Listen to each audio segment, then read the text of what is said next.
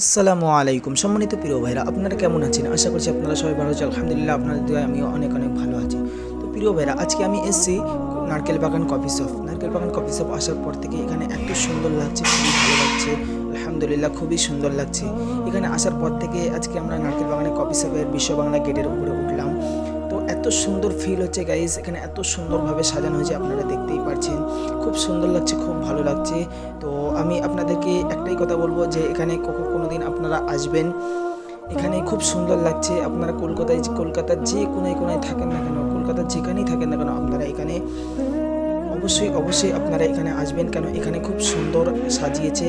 এর উপরটা আপনারা যখন আসবেন, কম করে এখানে এই উপরটা আমার নলেজে 7 তলা কমসে কম হাইটে এটা আছে। তা 10 তলা কিংবা 7 তলা এটা হাইট আছে। তাই এখানে খুব সুন্দরভাবে সাজিয়েছে। আজকে আমি আসলাম, ওপরটা দেখতে পাচ্ছি, এত সুন্দর লাগছে, এত ভালো লাগছে গাইস। আপনাদেরকে আমি কি বলবো, এখানে খুব সুন্দরভাবে সাজানো হয়েছে।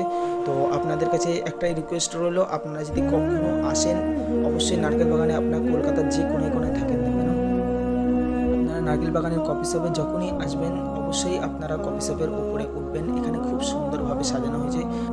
তো প্রিয় ভাইরা, ভাইকে দেখতেই পাচ্ছেন, আমার ভাই ওখানে এসছে, আমরা তিনজনে এসছি, খুবই সুন্দর লাগছে।